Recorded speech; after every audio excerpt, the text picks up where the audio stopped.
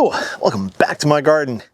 Today, as promised, I'm harvesting my turmeric. Now, according to the interwebs, it is best to harvest turmeric when it's like this, preferably a little drier. We did get about a ½ inch of rain last night, so everything's just a little bit wet. I'm actually filming this around noon because I had to wait for things to dry out just a little bit. Plus, it's kind of chilly today. It's about 50. Whew, freezing for North Carolina. So the first thing you're supposed to do, according to the interwebs again, and I did this last year, is just cut back the top growth. And honestly, cutting back the top growth is going to make things so much easier when you're trying to dig out the turmeric. If you live in a more northern climate than I do, you probably harvested your turmeric already. If you grow turmeric and you're in a northern climate or environment, please let me know in those comments below. Maybe you have a greenhouse and you grow it in there. That would be another option if you lived in a cooler climate. But turmeric is just one of those really simple and easy to grow crops. I literally replanted some of my turmeric from last year into this bed this time last year. And then I covered it with some pine bark mulch. You could use almost probably any kind of mulch, but because I'm in growing zone 8B and my ground here doesn't freeze, the raised bed itself didn't freeze. Once things started warming up, I started seeing shoots push up. Before I replanted my turmeric, I did amend the soil because this has been sitting here all season long. It's just been soaking up all the nutrients that might be in this raised bed. So I considered the soil itself probably nutrient devoid. It may not have, it may have been. Either way, I think I threw in some chicken manure, maybe some horse manure, and then threw in another bag of the raised bed mix that I like to use. Threw all that in, I just left it alone. And then it came up, it grew. I didn't add any fertilizer whatsoever to this. I have seen sources where people will add fertilizer or be on a fertilizer regime. And if you grow turmeric and you do that, please let me know in those comments below. I'd love to hear what you guys do. But you just saw what I cut out of here. So I'm figuring that the nutrients I put in last fall did wonders for the turmeric. The proof will be in the pudding, as it were, or more specifically the roots. So let's start digging them up now. So I just shot a whole little piece there of me pulling up a section of turmeric there. Unfortunately, I forgot to hit record again. I'm getting old and senile. Either way, what I said was, if you grow turmeric in a grow bag, which you can, or a pot, which again, you also can, and then harvesting it is very simple. Obviously, just dump out the pot or the grow bag, and there you go. Here in the raised bed, it's a little trickier. It's not much because the raised bed mix here is very loose. I actually brought it along a rake to help me, but I don't think I'm going to need it. Well, I'll show you what I did with the last one that I didn't film. I just did this little rocking motion and break those roots.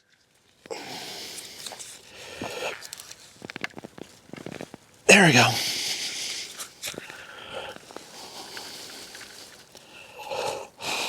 Get off all that loose soil. There we go. I believe these little things down here is something to do with nitrogen fixing, gathering nitrogen. I think that's what those little nodules are. And if I'm wrong, please leave a comment below. But what you're really looking for is this stuff right here. This is the turmeric root or rhizome. But either way, this is a very, very good clump right here. So let me harvest the rest of this now. There we go. Some nice turmeric. Also, if I remember correctly, you won't get a new turmeric plant from these nodules. These nodules are just part of the root system. You actually need a piece of the rhizome, which is in here amongst the roots.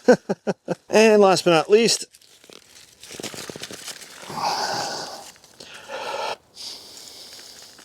anybody want a wax myrtle?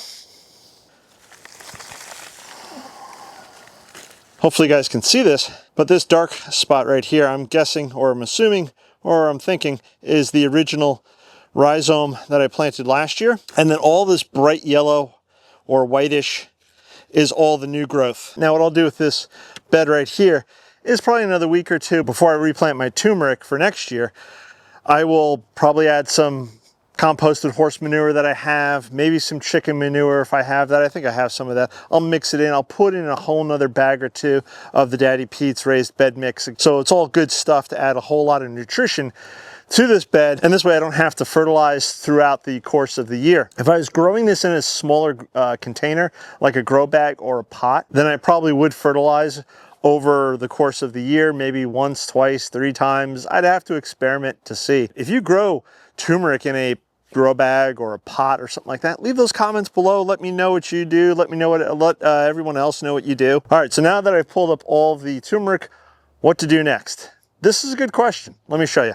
Before we continue on, I just want to remind you guys that today is the last day for Epic Gardening's Black Friday, Cyber Monday, super duper sale. They've got a bunch of stuff on sale.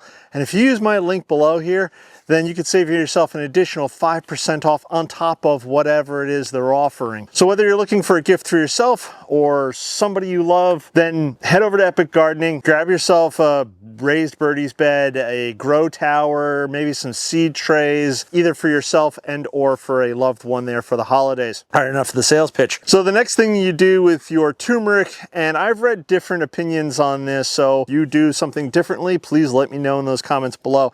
But they say to cut the tops back here and then let the turmeric sit in a dry place, dry location. It doesn't have to be warm or cool, just dry. And then the dirt will dry up on you, and then it'll be easier to clean the turmeric. And the turmeric itself, these skins will harden up. Think of it like curing potato or curing garlic or any ground root itself. This is what it looks like after it's been bathed though. I'm gonna find you a better piece here.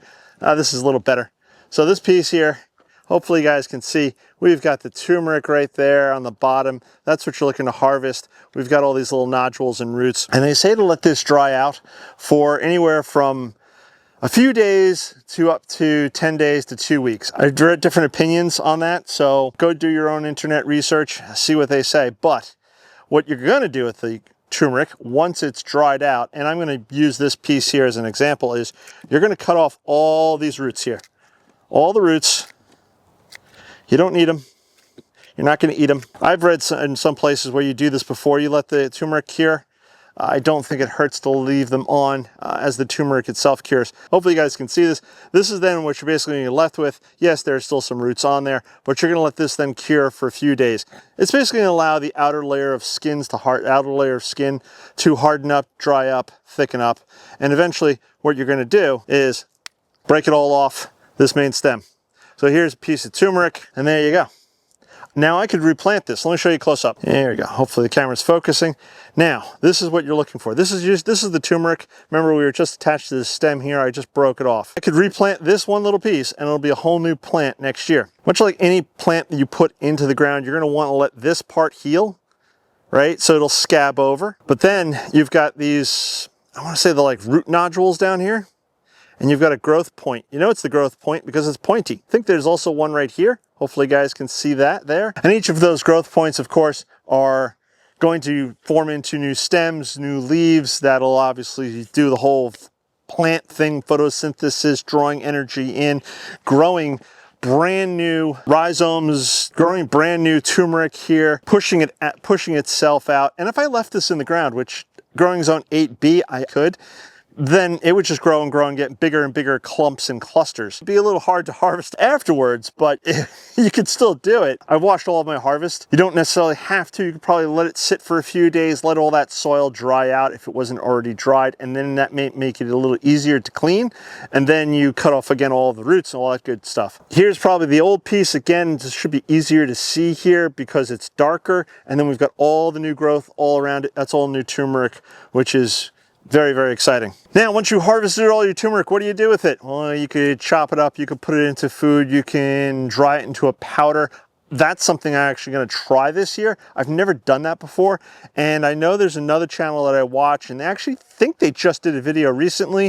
If I remember, I'll leave the link to that below. It's Home Right, and what they do with their turmeric every year is they obviously harvest it, dry it, process it, and what that processing involves, I'm not 100% sure, so you should go check their channel out. But they turn it into a powder, and then they make their own turmeric capsules.